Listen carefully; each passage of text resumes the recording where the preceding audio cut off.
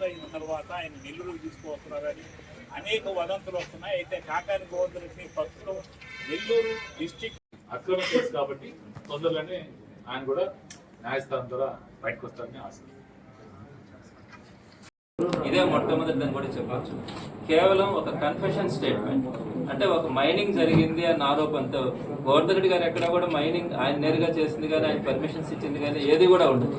కేవలం ఆయన నియోజకవర్గంలో ఒక ఆరోపణ మీద, అక్కడ జరిగింది అన్న ఒక ఆరోపణ మీద గోవర్ధన్ రెడ్డి గారిని ఒక కన్ఫెషన్ స్టేట్మెంట్ ఆధారంతో ఆయన్ని ఒక నిందితుడిగా పెట్టడం, ఆ తర్వాత గోవర్ధన్ రెడ్డి గారు కూడా చెప్పడం జరిగింది, హైకోర్టుకి వెళ్తున్నాం, యాంటిసిపేటరీ బెయిల్కి అప్లై చేస్తున్నాం, అది బెయిల్ వచ్చినా రాకన్నా తప్పకుండా పోలీస్ విచారణకు హాజరు అవుతామని కూడా మొదటి నుంచి కూడా చెప్పడం కూడా జరిగింది. ఆ విధంగా అందరూ కూడా చెప్పాం. అయితే యాంటిసిపేటరీ బెయిల్ రాకుండా, కనీసం అక్కడ రిజెక్ట్ కానీ ఏది కూడా కాకుండా అనేక విధాలుగా అధికార పార్టీ అడ్డుకోవడం కూడా మనం గమనిస్తూనే ఉన్నాం. మరి ఇట్లాంటి పరిస్థితుల్లో ఈ రోజున గోవర్ధన్ రెడ్డి గారిని అరెస్ట్ చేస్తున్నారు అన్న వార్తలు మనం వింటా ఉన్నాం. ఆల్మోస్ట్ పోలీసులు కూడా దాన్ని ధృవీకరిస్తా ఉన్నారు అరెస్ట్ అయినట్టుగా. మరి సుమారుగా 2 గంటల ప్రాంతంలో ఆయన అరెస్ట్ చేసి ఆయన ఎక్కడికి తీసుకెళ్లినారు, ఎక్కడికి తీసుకెళ్తా ఉన్నారు అనే సమాచారం కూడా ఈ రోజు దాకా కూడా అఫిషియల్ గా వీళ్ళు రిలీజ్ చేయాలి. ఇది ఒక పొలిటికల్ గా ఒక మినిస్టర్ గా పనిచేస్తున్నటువంటి ఒక వ్యక్తిని అరెస్ట్ చేసినప్పుడు కానీ, అరెస్ట్ చేసి తీసుకొస్తున్నప్పుడు కానీ కనీసం సమాచారం ఇవ్వాలా. ఇక్కడ ఒక జిల్లాకు సంబంధించిన ఒక రాష్ట్రంలోనే ఒక పాపులర్ అయినటువంటి ఒక ఫెమిలియర్, ఈ రాష్ట్రానికి సేవ చేసినటువంటి వ్యక్తి, మరి అటువంటి వ్యక్తిని అరెస్ట్ చేసినప్పుడు కానీ ఇవన్నీ కూడా మినిమం ప్రోటోకాల్ పాటించకుండా పోలీసులు ప్రవర్తిస్తున్న తీరైతే మాత్రం చాలా మంది బాధపడుతూ ఉన్నారు. ఈరోజు జిల్లా వ్యాప్తంగా ఉన్నటువంటి వైఎస్ఆర్సీపీ అంతా కూడా కాకాని గోవర్ధన్ రెడ్డి గారికి అండగా నిలబడడం కూడా జరుగుతుంది. ఇది అత్యంత దురదృష్టకరమైనటువంటి ఇష్యూ కూడా.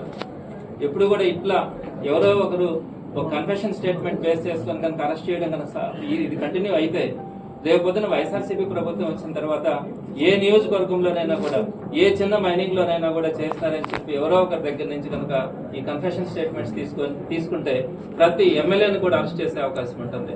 సో ఇది మంచి పద్ధతి కాదన్నది కూడా ఈ రోజు ఇక్కడ ఉన్నటువంటి ఎమ్మెల్యేలు కానీ మంత్రులు కానీ వీరందరూ కూడా ఆలోచించాలి. ఎప్పుడైనా ఉందా ఈ సంస్కృతి?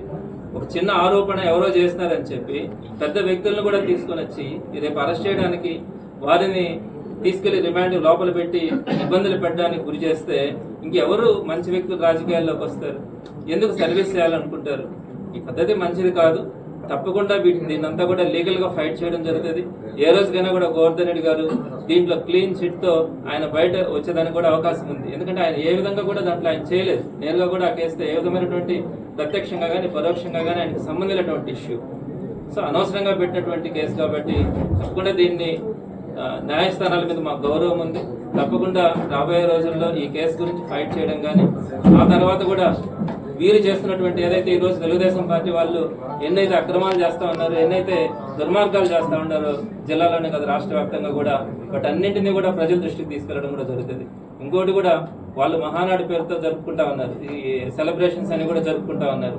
అలానే రేపు 1 year కంప్లీట్ అవుతా ఉంది. ఈ 1 year కంప్లీట్ అయిన తర్వాత 1 year లోపల ఎక్కడ కూడా వాళ్ళు చెప్పినటువంటి ఏ ఒక్క హామీ కూడా నెరవేర్చకపోగా పైపెచ్చి ఈ రోజు ప్రజలందరూ కూడా తెలుగుదేశం పార్టీ నాయకులు కానీ ముందుకు వస్తే వారందరినీ కూడా నిలదీయడానికి సిద్ధంగా ఉన్నారు ఈ రోజు ప్రజలందరూ కూడా. సో ఇటువంటి పనులన్నీ కూడా చేయకుండా, అంటే ప్రజలని భయభ్రాంతులకు గురి చేయాలంటే ఆ నాయకుల్ని, ప్రతిపక్ష పార్టీ నాయకుల్ని అరెస్ట్ చేసి భయపెడితే ఈ ప్రజలు కూడా ముందుకు వచ్చే పరిస్థితి ఉండదన్న ఆలోచనతో ఈ రోజు ఇట్లాంటి నాయకులందరినీ కూడా వారి 1 year సెలబ్రేషన్స్ చేసుకునేదానికి, దానికి ప్రజల నుంచి వచ్చే అసంతృప్తి కానీ వాళ్ళని అధికార పార్టీని ఎక్కడైతే ఎదిరిస్తారన్న ఆలోచన భయం ఉందో దానికి ప్రతిగా వీటన్నిటిని కూడా ఈ ప్రతిపక్ష పార్టీ నాయకులను అరెస్ట్ చేయాలన్న ఆలోచనతో ఈ రోజు కాకాని గోవర్ధన్ రెడ్డి గారిని అరెస్ట్ చేయడం కూడా జరిగింది. సో మరి తప్పకుండా ఇది ఇంత మాత్రాన ఆగదు. ఏదైతే జూన్ 4వ తారీఖున అధినాయకుడు జగన్మోహన్ రెడ్డి గారు ఏదైతే చెప్పినారో వెన్నుపోటు దినమని, దాన్ని తప్పకుండా కూడా చేయడం జరుగుతుంది. అలానే గోవర్ధన్ రెడ్డి గారికి జిల్లా మొత్తం మీద కూడా ఇక్కడ ఉన్నటువంటి నాయకులు కానీ, పార్టీ క్యాడర్ కానీ మొత్తం అండగా నిలబడడం కూడా జరుగుతుంది. తప్పకుండా ఫైట్ చేయడం కూడా జరుగుతుందని ఈ సందర్భంగా మీ ద్వారా ప్రజలందరికీ కానీ ప్రతిపక్ష పార్టీ నాయకులకు కూడా తెలియజేయడం జరుగుతుంది.